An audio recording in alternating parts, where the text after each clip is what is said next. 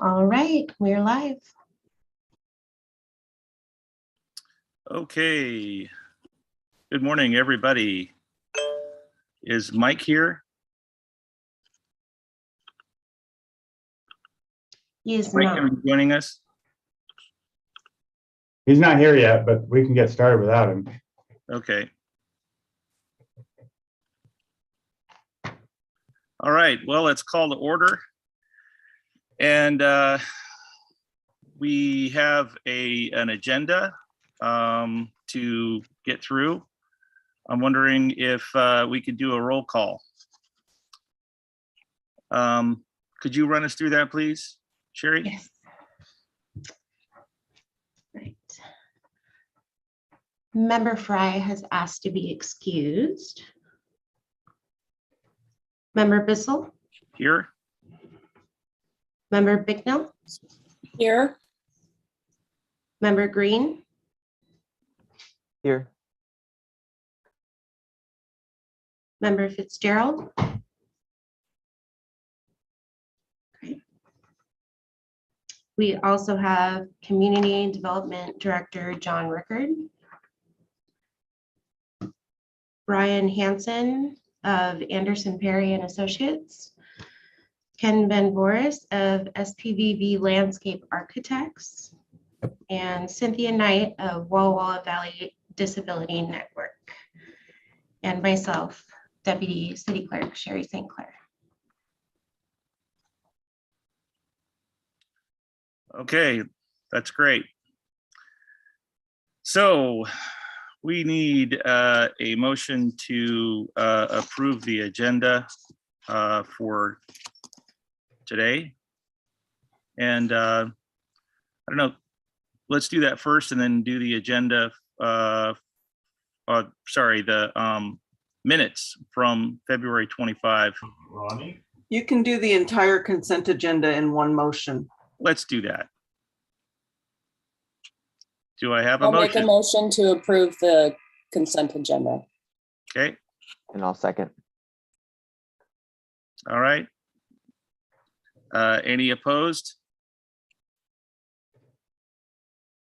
Okay, let's keep moving then. Okay, John, take us away on the Lions Park. Great, thank you.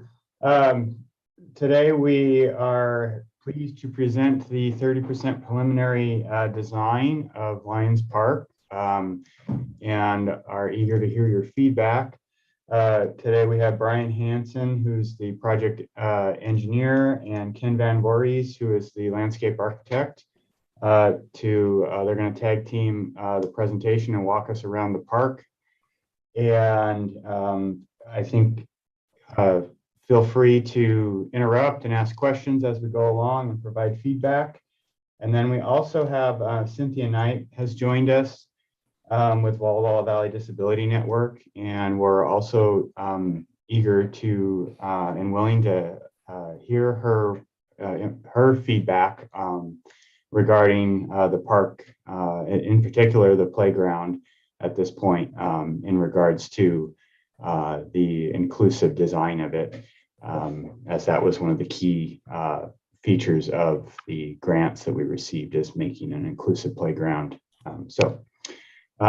With that, I'd like to turn it over to Brian and Ken, and I don't know which one of you would like the option to screen share. I can share my screen. I think I have the ability, so we will. There we go. And then Sherry, does Cynthia have the ability to speak throughout the meeting? I see her there now, so that's good. I'd like her to have the ability to participate in the conversation as well, if everyone agrees. She's a panelist, so she's got rights to speak. Great, thank you. I assume you can all see my screen now. Yep. Looks good. So yeah, thank you for the opportunity to present the 30% plans. I'm gonna let Ken do most of the talking about the fun parts of the park, and I'll talk about the engineering parts of the park, which are maybe less fun, but also important. I think everyone in this meeting has a pretty good idea of what the existing conditions of the park look like. So I'll just skip over this sheet and go straight to the site plan. I'll hit on a few high level points, and then I'll pass it to Ken, who's the landscape architect on the project and has taken a big role on the playground and a lot of the park functionality. Oops.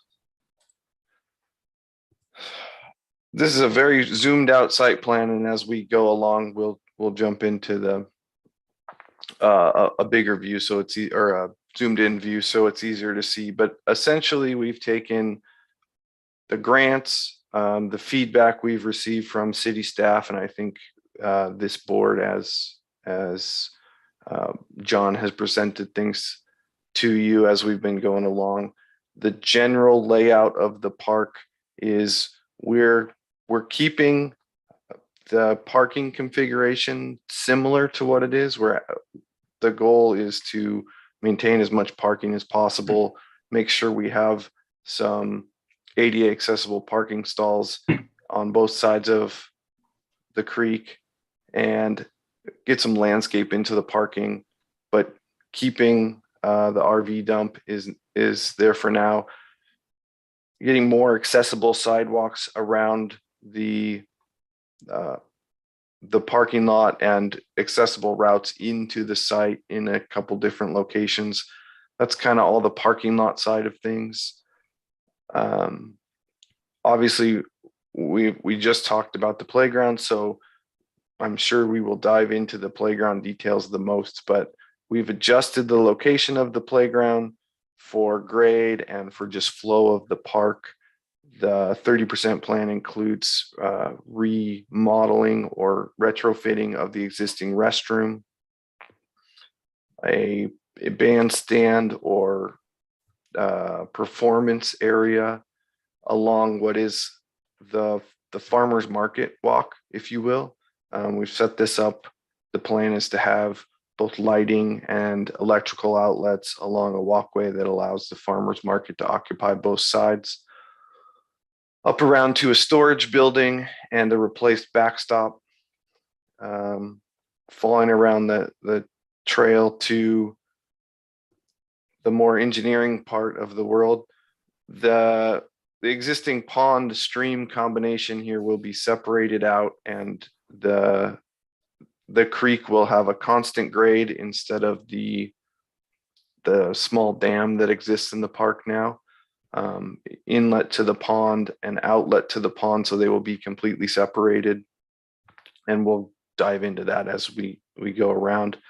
And as we come back around, we get to a picnic shelter, the splash pad, and a restroom, all situated on the south side of the creek. So that's a broad overview of what's in the plan. Ken, I'm going to hand it off to you. I'll go into the first blow up site plan view here, and we can talk about what's in this section of the park and kind of the thought process. So take it away, Ken. Excellent. That was a good overview. And John, thank you. And board, just happy to be here. And thanks for allowing us to work on this project, because it's a very unique one, and been working with John and Mike for the last 4 years on various elements of this. So with that, I think that overview was good. As we look at this quadrant of the park, the key elements are the inclusive playground, and you'll see the shape. Part of the shape of that is to work with the existing trees, work with the existing grade, and the association with both the restroom and the parking lot. So when we were reviewing the park as a whole, this was that key point of entrance, and this is where most users will be accessing it. And the opportunities were such that with the art piece that's already in the park, we want to reposition it and give it a more prominent location. And also, because the inclusive playground element was really a key element to the grant, this was felt it was a good positioning of that. We had worked on a couple of different versions where we were trying to work with the existing playground and its proximity. but it was interfering with the potential open space in ball fields. So sliding it this direction and making it more prominent facilitated some of those other uses. Oop, I apologize, my phone's going off. So as we look at that, and I don't know, Brian, if we're going to zoom into the actual playgrounds, we have kind of in this set, you'll see there's 3 different layouts or options. Each one has their own merits, and we can go through the quadrants and come back to that because it's on the detail sheets. I think that's probably going to be the easiest way to do that, Brian. But Yeah. But in the overview, they all options use basically the same layout, plus or minus. It can be pushed around a little bit depending on the equipment selected. But the goal here was to have a main entrance just off the art piece. So if you were to walk from the parking lot into the, actually down just a hair with the pink, between the pink and the brown. Sorry. Right there. Yep. Yep. What a user would come in, park, access the park at that point. And then the bubbles that are represented in the high level here are just different forms of activity that in our experience with inclusive play and other vendors, other designers, we want to integrate a number of things that go along with that, whether it's transfer platforms to swings or music and sound, and using there's 5 elements, but 7 elements of play that we try to integrate in. And those colors represent kind of a spacing or a layout of what that is. We also recognize that we felt we needed a walkway all the way around that allows that access from every direction.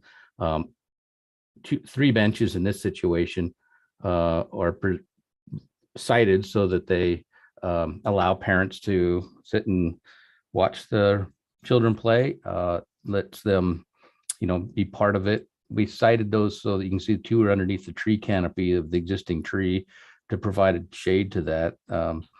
I think the location of this really allows for good shading. One of the problems with playgrounds is we always tend to put them in big open areas and they get hot. So using the trees as the canopy is desirable. Some of the other playgrounds that we've done before, we put in shade structures, but I believe that if we can do this, preserve those trees, we're going to have a better shade opportunity from the existing tree canopy. The other key element to this is there's a fence around inclusive play. Part of what makes them unique or different, I guess, is that it helps parents manage children if you have different age levels and different abilities. We don't want anybody to just run off, and that's what we hear mostly when we're talking to those people that talk about the needs. The uniqueness on this particular one is the gate question that we're going to put to you folks to kind of make a decision. And I know John and I and Brian and I have talked about it, but there's a gate on the southeast corner of this right there. The question here is, should we put a gate in there or some sort of access? In my experiences, we've put gates on projects. They tend to get left shut and actually, I don't say locked, but they're a challenge because they're a pinch point. They're just a play thing in themselves. So I throw that out to you because it's kind of a question from a use standpoint for your perspective. My observations are, and I think it's very obvious, we've got the creek that runs through it, and any body of water is a desire for children. Let's face it, they love to get in. If you got water, they're going to get in. If it's a puddle, they're going to get into it.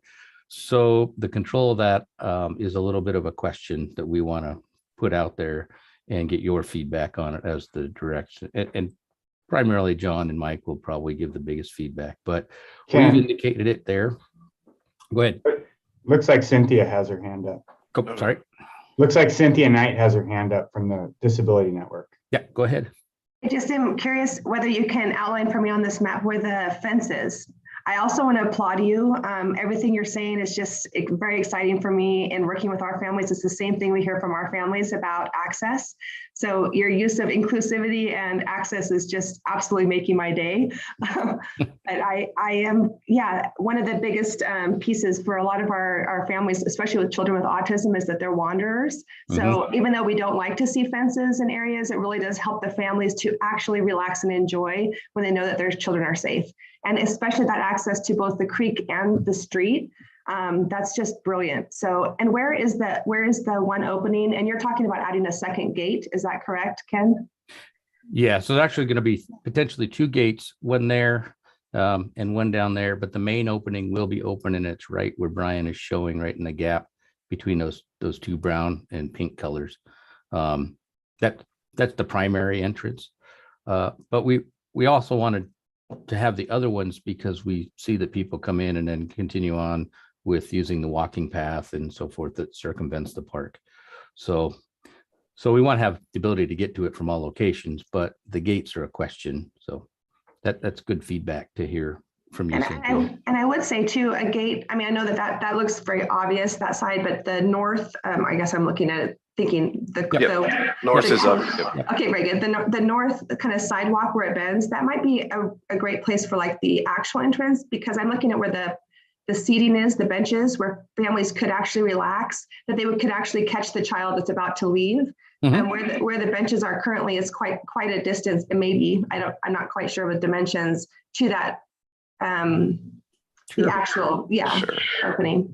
Yep, and we can flip flop that for sure, or eliminate the main entrance if need be. So that's good feedback. Ken, maybe I'd suggest it's pretty easy for me to just jump over to the details. So since we're on playground, let's just jump into the detail sheets. Yep. So here you're going to see the 3 options in a layout. So if you want, there you go. Sorry, I'll get there. You're good. So in this scenario, this one was prepared by a manufacturer that actually supplied the play equipment currently at Lions Park. So Game Time, and I think you have those at your other parks as well. So we reached out to them and said, hey, what's your inclusive approach to this? And you're going to see a lot of the same things between the manufacturers and as well as the hybrid autumn layout that John and I kind of worked through. But generally, you have an entrance. You've got, in this case, the saucer swing, which I believe you can see in the picture, the 3-dimensional, has a transfer location. So children with disabilities, physical disabilities, can get transferred onto it and it swing. It looks like a fun one too. In my opinion, it kind of goes in 3 different directions, actually, probably every different direction. You have an inclusive whirl basic where a wheelchair can be put in the spinning unit. That's right in the middle, lower middle. Yep. And then there's a climbing element, the Vista Junior Rope Tower, which what we're told from this manufacturer is that provides that ability for other children to climb, but as well as engage with those with disabilities because it's close to the ground. The Sky Runner, it's more of that swinging. It's to the right there, just a little circle. There you go. Yep, that's right. That's an overhead thing, spins around. I think it's really good for physical fitness and again, general play. I wouldn't call that one necessarily inclusive to all, but we want to provide a sense of variety to all levels. That's our experience, and the industry as a whole is inclusivity is getting the kids to play together. That's what really makes it important, is not separating them, allowing them to play in the playground together and do those physical activities. But we also don't want to make it so simple that others aren't having a good time as well, we'll say. The harmonic chimes, there's 2. In this case, there's a set of drums. There's the chimes on the right and the drums on the left for that sound and auditory element. And then, of course, the big piece of play equipment that has, if you can see the little ADA symbol in the lower right, has access through, I believe it's a bridge or ramps. I'm not exactly, haven't studied this particular feature that much, but that's a 5 to 12 play structure. And I'm sure if we zoomed in on the title block, we can see how many kids that will satisfy playing. But it's just a general nice, got climbing elements, swinging elements, slides, all those key pieces that are good for play, general play, I'm going to say. So Ken, when I zoom in on that, on the picture, it looks like more like the ADA axis is more of a platform, it doesn't look like you're able to actually roll a piece of equipment onto that. Yeah, I would agree. I'm not exact. I've got to reach out to Game Time and ask them what that represented, because I'm not sure, John, to answer your observation or at least address it. So as we get into more detail and find out what you folks would really like to have, then we'll understand it. Here's a picture of the next, not to steer away, but here's Sorry. Oh, it's fine. here's the second option. So did I answer your comment, John, or do you want to look at that a little closer? No, that's fine. Yeah, let's move on to the next one. Okay. So this one option was put out by Play World, which is a manufacturer that does playground equipment. And again, we threw the inclusive play element to them. Both John and I, kind of had the program list of the things that we wanted, and this is what they prepared. I will be honest, they didn't really do a good job of looking at the shape that we were using, but like I said before, we can modify the shape of it to fit. So I think we can make these elements that they provided fit within basically the element or the space that we have nicely. But again, you'll see kind of the same key elements, but they've got a different form of play structure for the 5 to 12-year-olds. You can see it in the 3D view. They use a lot of colors and plastics or polymer type products. So the different elements you can see that they have in there, it's a little more colorful. They have this spinner cup, which is very similar to the overhead one, only now this one's down at ground level and can be transferred from a wheelchair onto it. They have the sound elements with music mushrooms. I'm assuming that's a drumming thing. I don't really know much about it, but it looks pretty fun. The play cubes are kind of interesting in the way they've got them lined up. And the reason that they've done that is so they can access it from both sides as well as climb. And what we find is the kids generally like to climb and hop from one thing to another. So that's why those elements are all in a line like that. It's kind of, we did a playground here in Spokane, and the inclusive play designer did the exact same similar approach, and the kids use it quite a bit, quite frankly. They climb from one to the next and feel like they're on a trapeze or something. I'm not, imagination is wonderful, put it that way. And then the other pieces that they've included is the Unity spinner, which is where multiple children can be on this. It's got a transfer elevation. In other words, it's set at the right height so children in wheelchairs can be transferred to it. Kids can spin around. And then the frog climber and the butterfly climber are just unique. I think they're called GFRC, glass reinforced concrete, if I get that acronym right, colored nicely, and just climb on top of them. No moving parts, very simple, but again, using that imagination. In this one, the general theme was nature. In fact, we tried to do that with all when we were talking to these manufacturers, because the overall park theme with the splash pad, the playground, is of a natural, and primarily driven by the creek, is a natural form, or at least it felt that to be that with the pond and the creek, and so butterflies and fish and frogs and all those things that we love about nature was trying to be presented in the play equipment. And then we go to the one that's more of a hybrid. So this one is a combination of many manufacturers.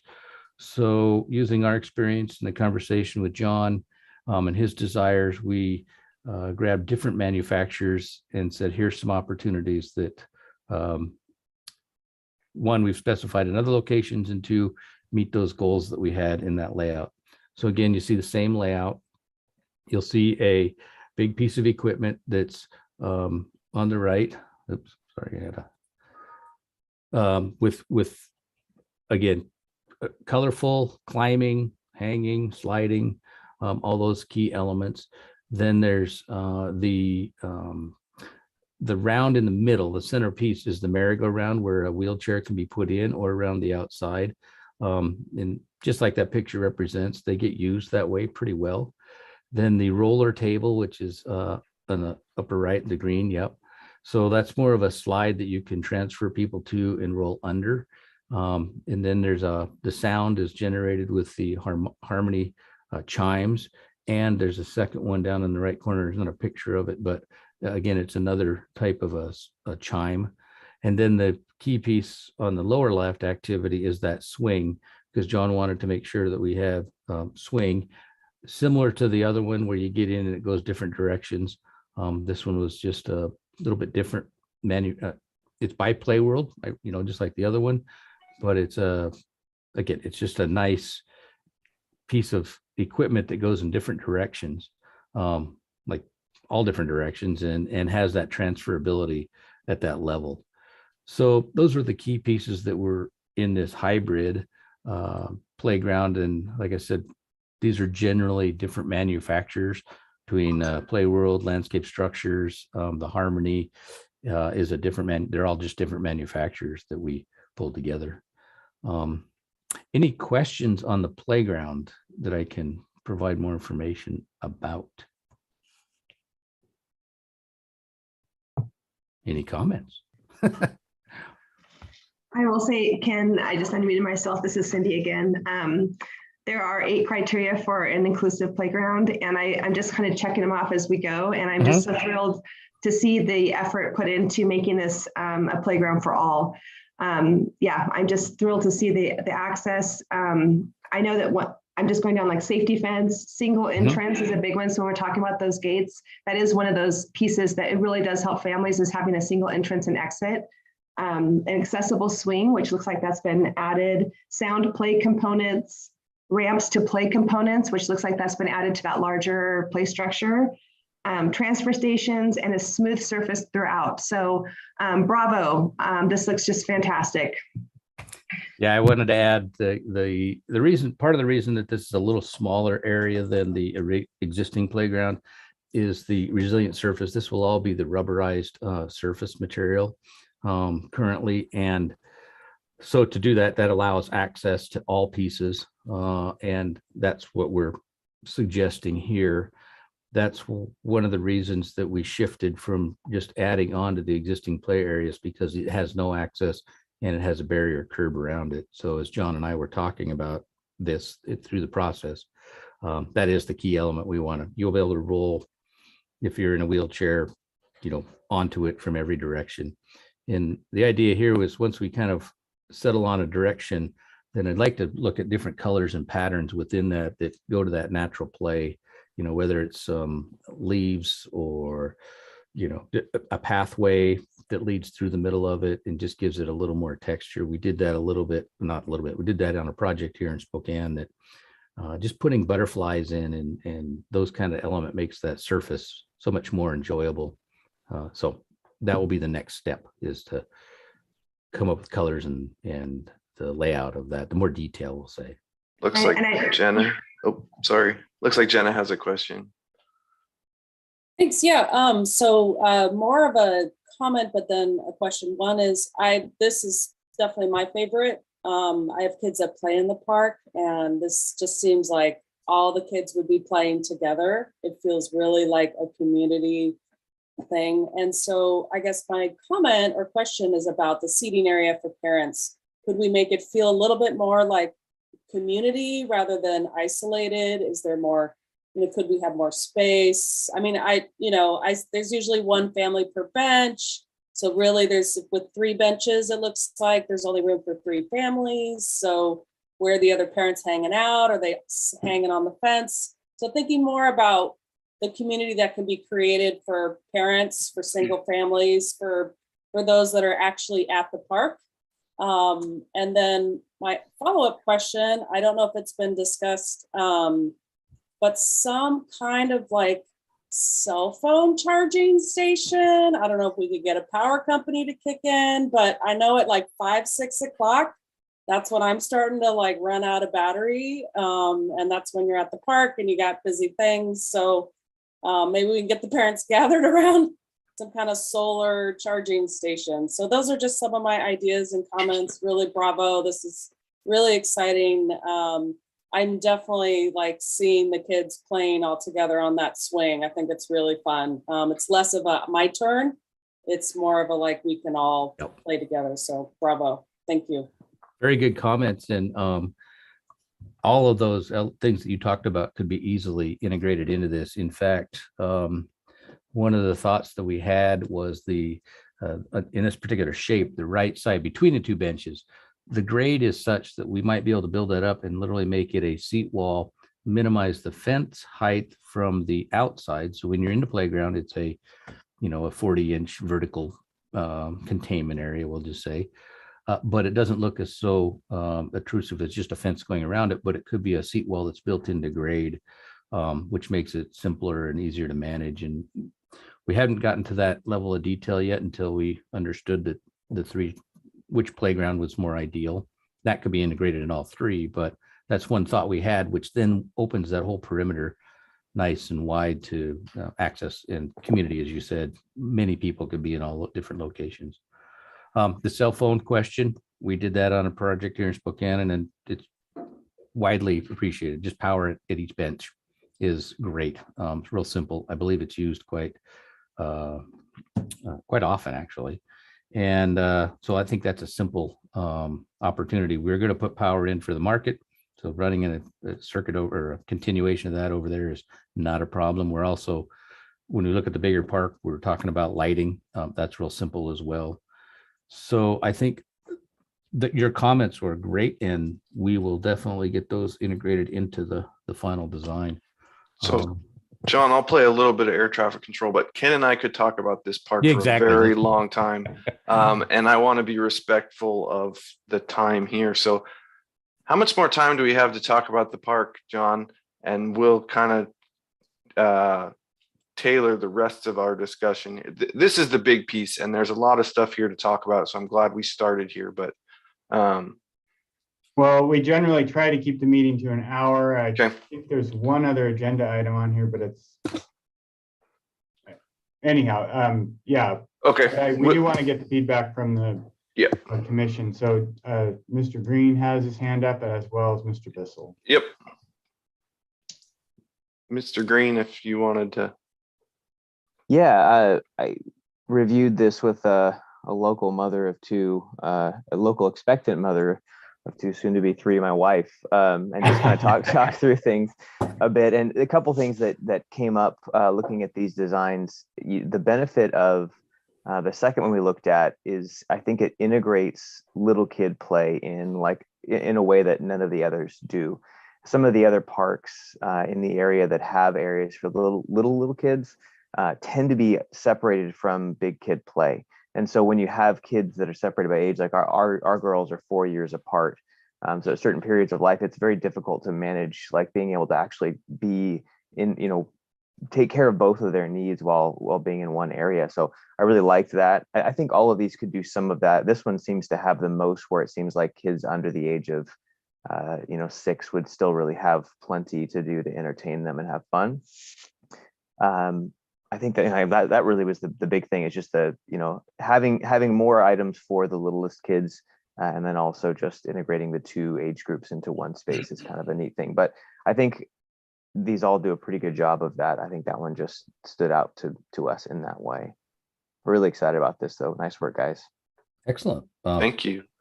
I will say on all three, there's still a little bit of room to add some of those. And the nice thing about the younger age group play is it usually doesn't have a big footprint.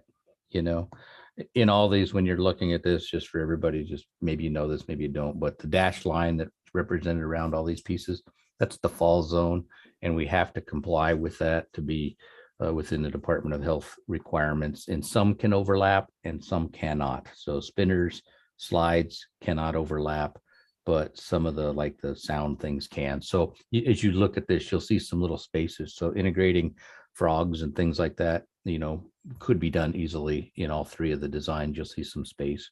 And one of our challenges is putting too many things in, then it gets too constrained.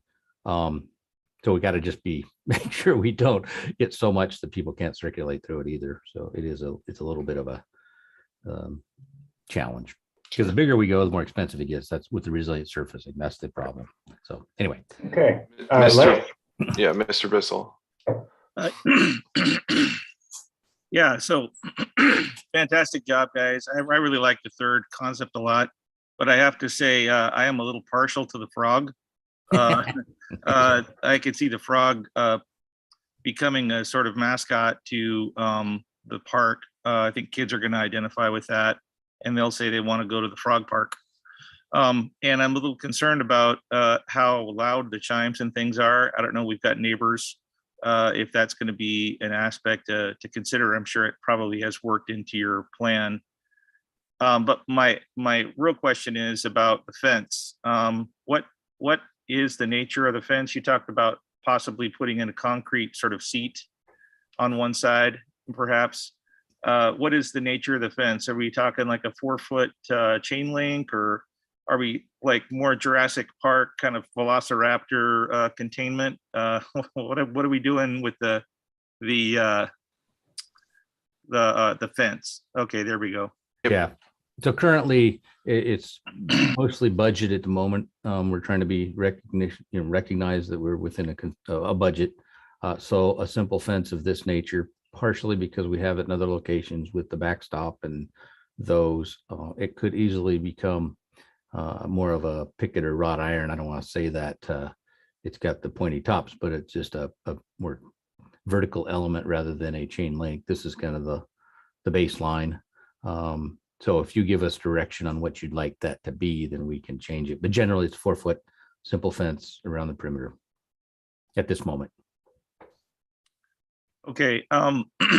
It is a budget item, obviously. I think that is one of the things that users of the park currently are going to notice. I know that there are good reasons for it to be there. Making that potentially a design element would make it seem more purposeful and less budget oriented. And I think help people accept that perimeter a little better for those, especially who have a little larger children. So I don't know, maybe others in the group have some perspectives on that. Maybe not.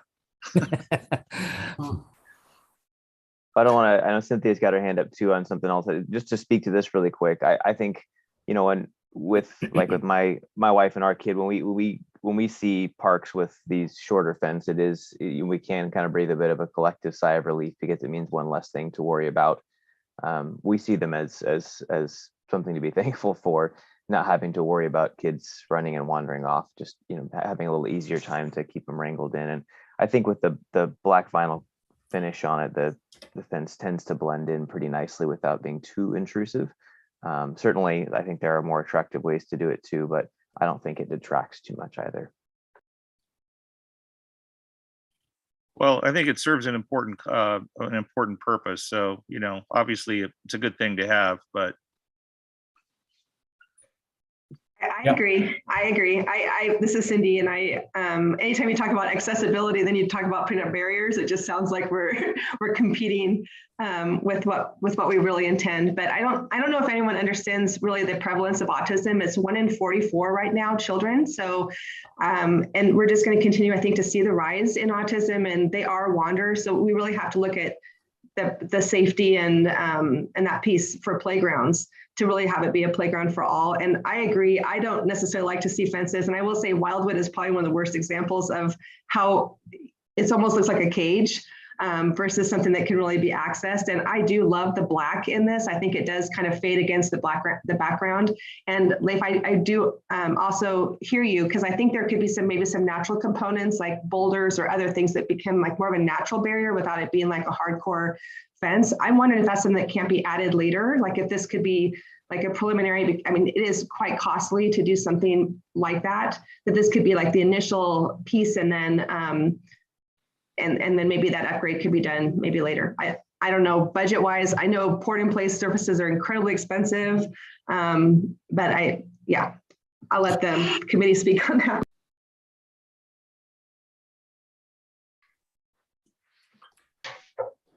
Yeah, I would just say that's my caution, because I know with all of what we're doing at this park, and especially with inflation and cost being what it's going to be a heavy lift as is. I mean, luckily we've built up enough items in REIT 2 and other things where as it stands, I'm not too worried, but it's just the more you add stuff, then it does become a little bit of a pickly situation. So that's one of the things where maybe if we come back and add like costlier barrier elements outside the fence later, that would be fine. I just am trying to make sure we don't completely go underwater on this. Do we have any other feedback on either of these three examples of the playgrounds before we move on to the next? John, I did have one other thing, and I was just going to ask. I know a big attraction for a lot of parks are swings. Is it just the one accessible swing that has then been added to this playground? Well, I'm glad you asked that, Cynthia, because that's as we've talked about. I think it was called expression swing. I think that was kind of Right. Yep. we that's kind of right. showcased that, and I think on either three of these examples, whatever one we end up going with, I think if we have to tweak the layout a little bit to accommodate at least one expression swing and maybe one or two toddler swings or something, I think those are important elements to have at every playground. But that the a la carte option number 2 is, I mean, I'm gonna be honest, it's my favorite. I picked out most of those elements and I think they're just really cool. I want to play on them. So, Now we know the real story. Yeah. Yeah, and I'd give you credit, John. You did do a lot of deep dive into it, and I'm with you. The expression swing, from a spatial standpoint, it's really difficult in this particular location. We can expand it, obviously, but like I said before, that expands the resilient surfacing. So we got to just, again, keeping budget in mind to some degree. Unless you tell me not to, I'm okay with making it bigger, but. And I know this is probably on your radar as well, Ken and John, but we just saw Blue Ridge Elementary School, the new Center for Children and Families. They put their swing component in the middle of the playground, and what they're recognizing now is the kids want to run through it. Right. So it's like a gauntlet, they're trying to like dodge the swings. Just, and I know you're already mindful of putting swings more in like a corner or somewhere where they're not going to be hitting children on a tag team. So. Yeah, and it's a key element there, and it's sad that they maybe did that. I think the intuition is yes, you want to do that, but from my own personal experience, it's a hazard, and so I would tend to not do that unless somebody was really adamant. But I personally got a concussion at a young age from that. So exact process, kids running into the swing, and we collided, and it was not good. I lost. Let's just say. So anyway, So I'm glad the swings were brought up real quick. It was one of the things I meant to mention earlier, and it totally slipped my mind. Initially that was my thought too, is it, not having, I know it's one of the first things my kids ask, but then at the same time being the dad who then is expected to push until my arms fall off. I also recognize that there are plenty of things to keep my kids interested and have fun. And the fact that there isn't a swing is not a problem for me. So. Well, there is a swing. It's just a different form Sure. in this. So yeah. Love that. So if you don't mind, we'll go through the rest, and we can always come back to this because I wanted to make sure we have enough time on the splash pad and also the other park elements. You'll see all these detail sheets. Yep. We've put information on to represent that style and character, but we want to make sure we touch everything in the park because the pond is key as well. So we've got 15 minutes left in your meeting, John. So I think there's some of these things, Ken has done a good job of putting together some details of what the structures are. You all have the plan to look at. So I think maybe on some of those things, looking at what's on the plan and providing some feedback on thoughts, as opposed to going through each one-on-one, that feels like it makes some sense. I think the splash pad is probably a good thing to just go to the detail and talk through. And then I can talk about the engineering stuff in about 45 seconds. There's some high level things, but maybe let's hit the splash pad. So are everyone familiar with where that's at in the park as a whole? It's on the south side of the stream, by that parking lot, the south parking lot, and there's a restroom associated with the splash pad. Everybody comfortable with it where that's at? We can go. We can go. Oh, just real quick. Yeah, just again, right. Yep. There, restroom and picnic shelter. Yep. And the idea here is that one, you can walk all the way around the outside of it, and people don't have to, go through the middle of the splash pad as they circulate using the trail system. The picnic shelter is within close proximity, and a restroom needs to be within, I believe it's 100 feet of a splash pad as a requirement from Department of Health. So putting that restroom on that south edge is why it's there in its proximity to this. Likewise, with the inclusive play, the upgraded restroom that's happening on the end of the building is within the close proximity to that activity. And it's not a requirement, but it's highly recommended by all inclusive play and parents. They appreciate it. In fact, I would suggest that as you look at that reconditioned bathroom, that there's enough room maybe for a changing table, just so everybody has that. With that said, the splash pad, again, taking that same theme, we're trying to keep it relatively simple because it's going to be, when it's not on, it's just a wide open space. But by delineating the where it's at with some color in the concrete and the finishes will help do that, because when they're not running, it's just this big sea of hard surface. But when it is, the key pieces are the pieces that stick up, and we want to have them to have some fun and some whimsical nature to them. So kind of one of the main elements is that water spout that looks like a cattail thing, and the water squirts out the top of it. And then the centerpiece, I believe it looks like a flower. If you can zoom in on it, it's kind of a stick looking thing. And then the rest of it is all in ground. And so they're just bubblers and things that shoot out of the ground and create different water patterns. And from the littlest ones to these, they call them, like one's called the daddy long leg. That's the thing in the middle where all the water comes out in the sprouting fashion. And then the other ones are mushrooms. And anyway, you'll see how but we've sprinkled it around in this location. And then the two things that you see sticking up are the operators, the touch and go controls. So in this case, there's a yellow one where that person's at. And then what happens is, if you're not familiar with splash pad, you go put your hand on it. It tells the system to start its cycle. It runs through its cycle. You, the city, have control on how much you let that operate, whether you let it operate for 30 seconds, 5 hours. It's up to you how you want to do it, and you can program it. But these provide a lot of fun and play. But part of the element that I wanted to express is that it's in a pretty open area, and I think that's a good thing. Sunshine always is nice on these, because when we're taking the water, in this case, it's not a recirculatory system. It's a use the water and then dispose of it. That water is very cold. So having sunshine and is I believe, a key for true functionality and having fun with it. But I just wanted to show those three things, the texture, color, because that's important, I think, in creating where people should be. And then just, again, a little bit of that whimsicalness. If it's not enough, we want something of more grandeur style, we can do that. They make a lot of features that are bigger mushrooms, but they come at a cost. And so again, we're trying to balance that. So I just want to get some feedback from this group on that, this approach that we're trying to balance a little bit of that character. Anybody have any comments or questions?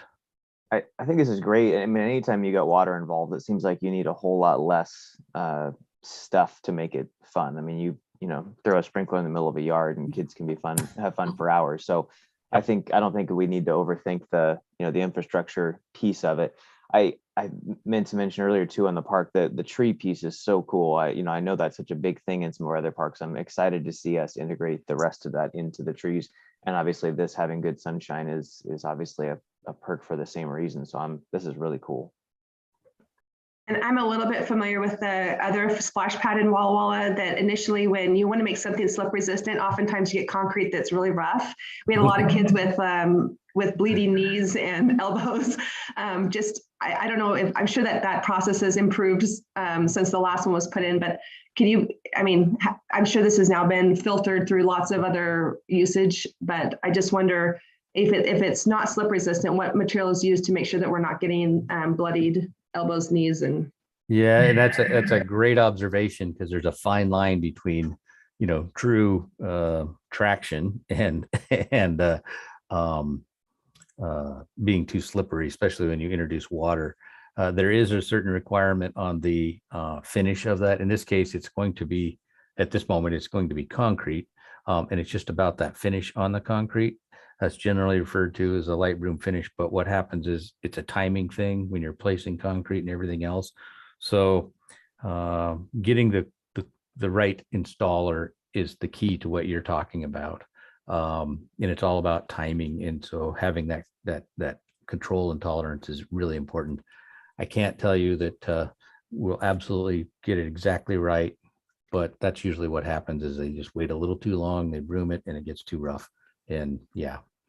Now there may be some other coatings that might go on it, but I have a sneaking suspicion that will drive the price just too much. And we just need to manage it during the install to get what you're talking about. The best we can do. So I wish I had a good answer for you, actually, but it's a challenging one for sure. I had a question. I know that that's on the south side of the park, and it's right next to the hill right behind it. I'm assuming that somebody somewhere along the way has tracked what happens seasonally with shadows from the hill, and that this is not going to be in shade too much. Some of it would be good, but has anybody looked carefully at how that works? Because normally that side of the hill is going to be in shadow.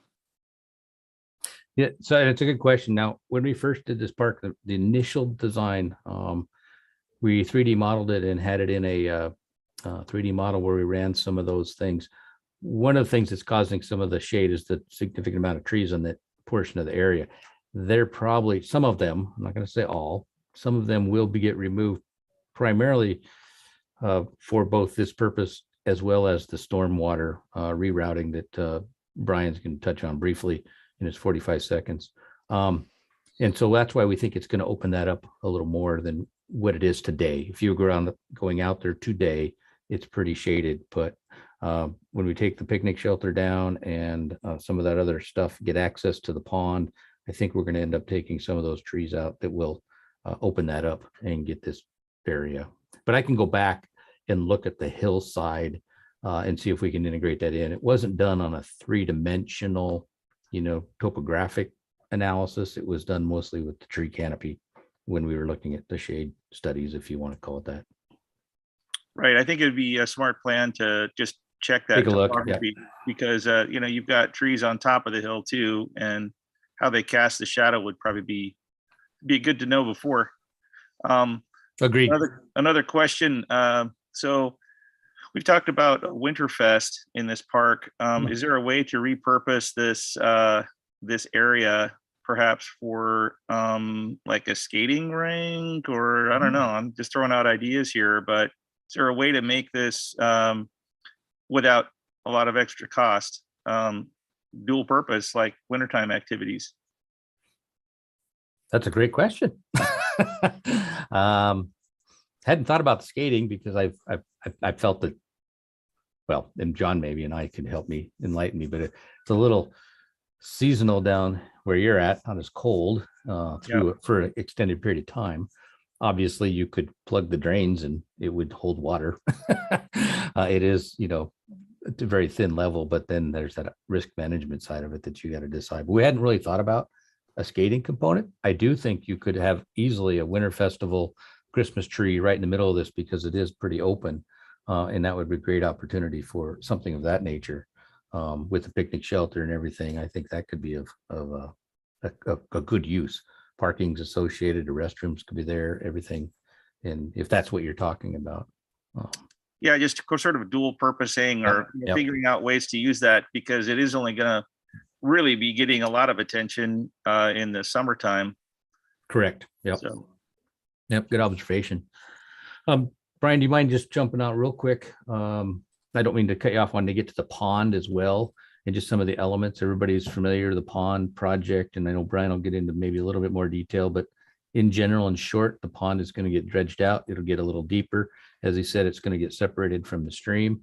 But I wanted to point out the key element for the fishing platform. And one of the elements that we talked about, John and I would like to have some sort of a zero entrance, if you will, with sand, so a sandy beach.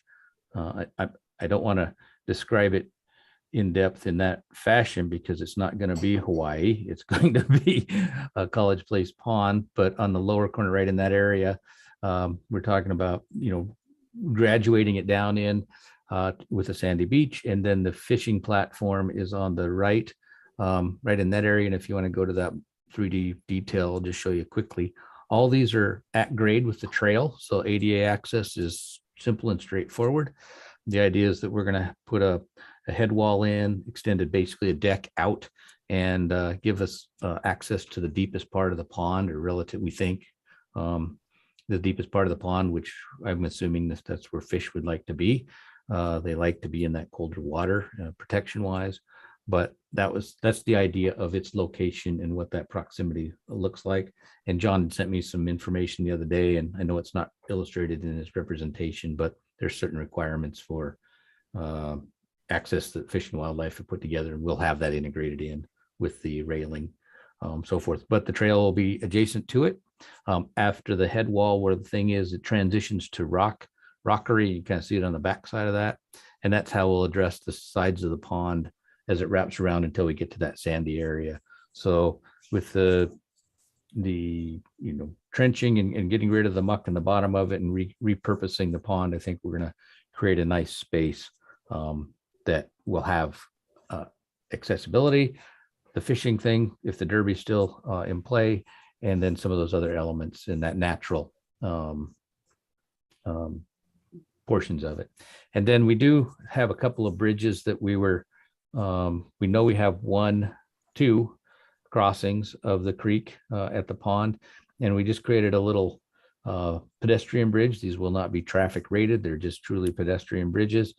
And I just kind of took the idea, if we're going to use the chain link fence, both in the Little League backstop and around the fence, the playground area, these bridges, then the side rails, my suggestion is that we take that same element in those fabrics and use that in an arrangement to tie that all together. The other pieces that we were talking about between the restroom and the picnic shelter and the storage and the architecture of the building is pulling those together. And that's what we are showing in the details, kind of a mock-up of what that could be, where we keep that same architectural element through all those features that will, again, I believe, tie the facility together to be its, a nice park. So we don't have different random structures and architecture throughout the whole thing. Yeah. Looks Comment? like we have 1 minute left in your meeting, John. Do you want me to hit on some of the engineering stuff, or let it sit and let you finish the rest of your meeting?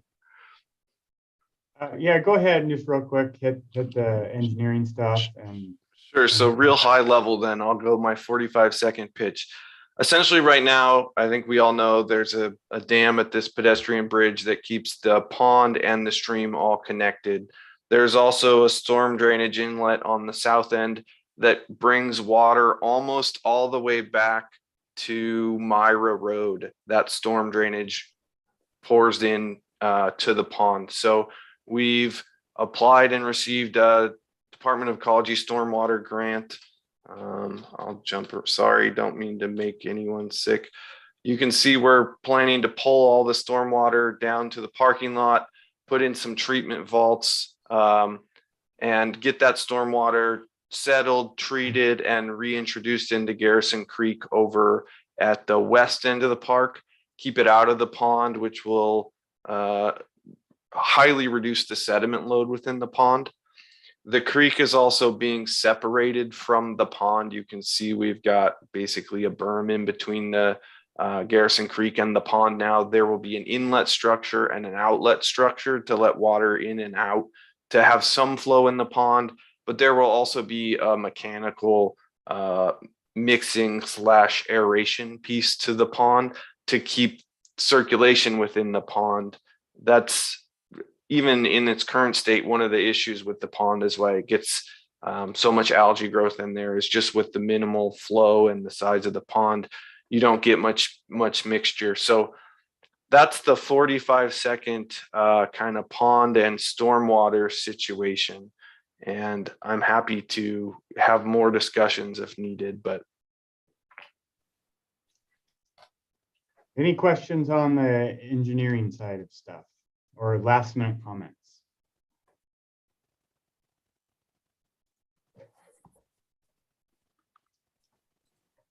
And Leif, we are considering the dump station that will make sure that you can still get your RV in there. Yay. And we're also considering naming it after you, so just beware of that. Considering, say it again, considering what? Naming it renaming? after you. Leif's Dump and Dash. That's it. I love it. I love it. You know, it warms my heart. You know, I got married in this park, but you know, really it's about the RV dump for me. So. I have not seen this since I supplied information around accessible playgrounds, but I just want to say, well done, team. This is really exciting for our community. Super exciting. Well done. Thank you. Yeah, thank you, Cynthia, for participating. And if you have any other feedback or if you want to meet one-on-one with me to provide any additional information that you want to communicate for the project, be happy to do that. Yeah, really great feedback. Really, really super cool. You know, I'm curious if we could put that frog in the splash pad, because that would be a good spot to keep it wet. I want a frog. They do have a frog, so we could, they do have a splash pad frog thing, so I can look at that if that's a desire. It could be the theme. We could have one in the playground. We could have one in the splash pad. Frog Have one Park. over at the I pond. like it. Yeah. Frog Park. You just renamed it. It's Lions and Frogs Park. Oh my. The frog will be out of place in the Winter Wonderland, I think. I Just don't put a know. Santa hat on A it. Santa hat on it. It looked pretty awesome. All right. Okay, thank you, everyone. Thank you everyone for the feedback. Greatly appreciated. So thank you. Now, there is one item left, and I'll touch on this briefly. So in looking at the RCO grant opportunities, historically that youth athletic facility fund has received quite a bit of money where every project on their list gets funded. This year, they did an out-of-call request because they ended up getting an ARPA allocation from the federal government. Now we have our Lions Park grants. Kiwanis Park, we've received RCO grant, and there's other grant sources we're going to look at to add the pickleball lights. However, we have not received one of these YAF grants for the Veterans Park out at Homestead, so I think we would have a good chance of getting it. So I just want to throw it out there. So in order to submit this thing, I'm going to have to submit this by early May. I think we have a good chance of getting it. And the nice part with the YAF grants, you don't have to do the whole long PowerPoint and go to Olympia and everything else. Historically, they just approve what's on the list. And so I just want to throw it out there, like, what do we think should be out at Veterans Park? We know one item is we need a restroom out there, but I provided a list of what may or may not be good. Another thing to throw out there too, because I know some folks with the Haven Homes HOA have contacted me about the general concept that there's HOA property further up the hillside from our park, and there's some discussion about maybe deeding that over to the city too, so it could be used as a sledding hill if we pulled out the fence. But because right now, if you put a sled on that, you'd basically go right into a chain link fence, so we'd have to tear that out. But I just want to throw it out there. I think it's a good opportunity, but what do you all think? And Jordan, since you live out there, I think your input would be really good too on this. Yeah, I mean, as somebody who put a sled on that hill before the upper section was developed and the roads existed, I think that certainly would be utilized and cool. Right now, like you said, it is gated off, and there are even signs saying that people need to stay off of it for the sake of the stability of the hill and all that. So it'd be cool to do. From the very early days of the park, I often thought that it needed a basketball court or something. You've got that whole kind of southeast corner there, and it does have a bit of a grade to it, but something that could be managed, I think, pretty easily.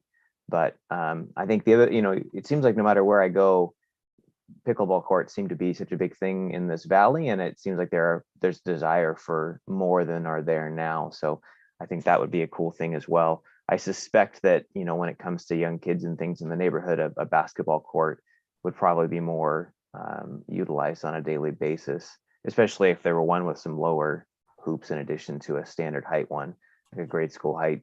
I remember we used to play full contact basketball on the grade school hoops, and that was always good times. So that's all I got. Oh, and a bathroom. Yeah, absolutely. A bathroom would be amazing.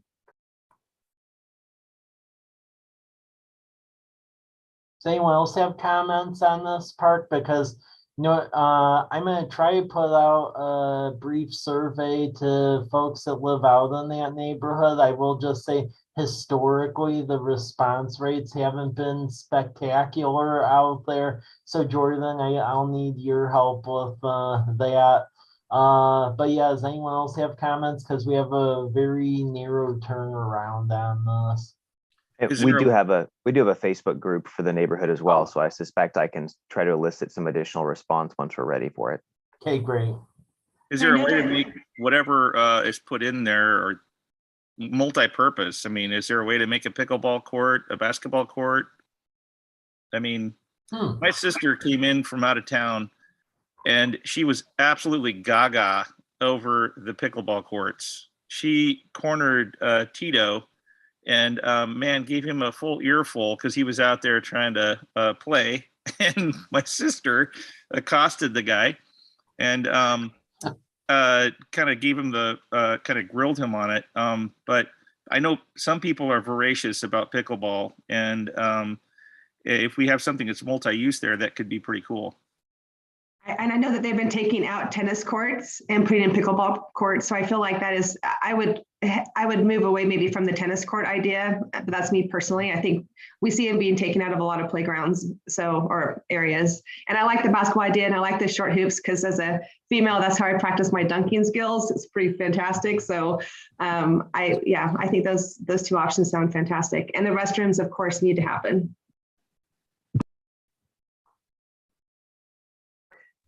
Even if it wasn't a full basketball court, so say you have room for couple pickleball courts, and then even just have a concrete area with a single hoop, like a half court area, it'd still be a lot of fun for neighborhood kids and stuff to come out and have a good time. I think that would be pretty cool. Okay.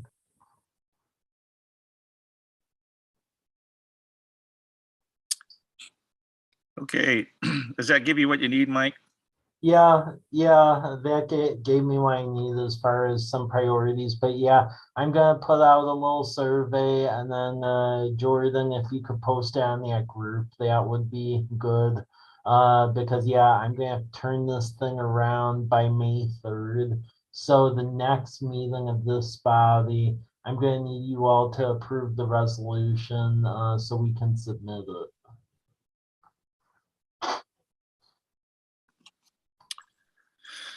This is Jenna.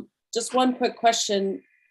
You didn't say it, but can it go towards trees? Because that's one thing that's really kind of missing in that area is some sort of shade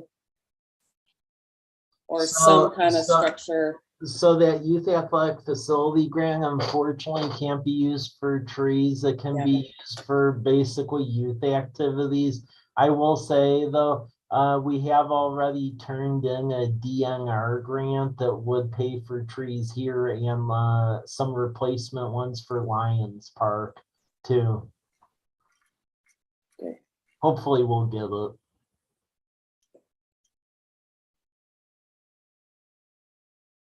Yeah, that's a great suggestion. That's very much a problem out there too. It's just trees. Trees would make a big difference in that place. Yep. Is there room for community action there, or is that something that we need to like run through it? A bigger process?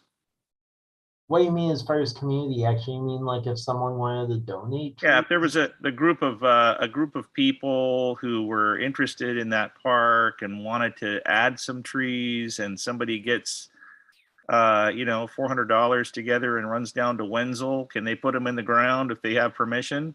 Yeah, I mean, I probably just for liability purposes, I'd probably just run a quick resolution authorizing it through city council, but I wouldn't see a problem doing that. And just, I know Rotary Club does that historically, and I'm in Rotary. The big issue has been, for some reason, lack of volunteers of wanting to plant them over here. They're always able to get volunteers for the wall projects, but whenever I brought up college place, there isn't like a critical mass.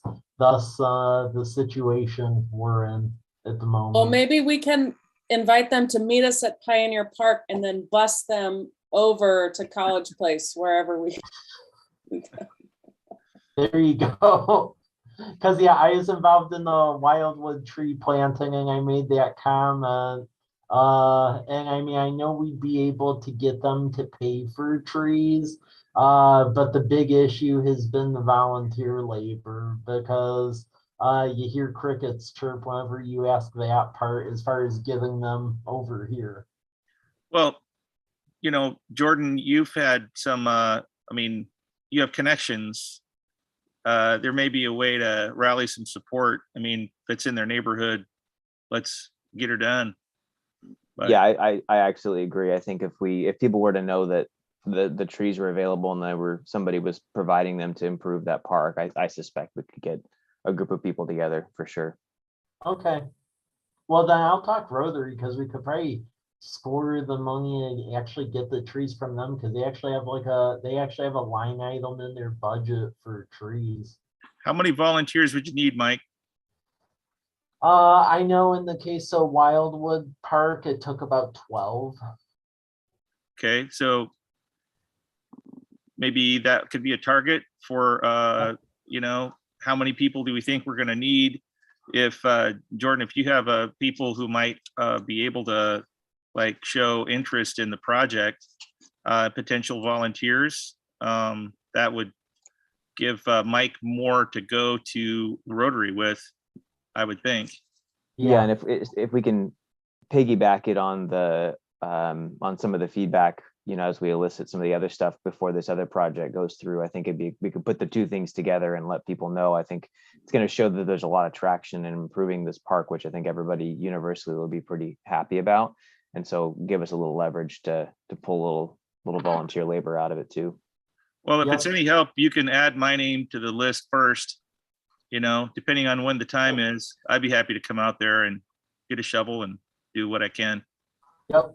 That is, if you're okay with an RV dump site there too, because That's the caveat. yeah. Wow. That one's getting named after me. You don't get two in one Okay. town. Well, okay. All right. All right. Well, we're over time. Was there anything else we need to cover? Yeah, that covers everything. Okay, looking for a motion to adjourn. I'll make that motion. Is there a second?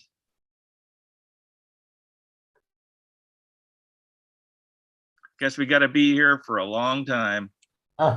Second. Okay, there we got a second, I think. All right. Well, I think we've got we made some good progress. Really cool to see what's going on. So Thanks everyone for having us.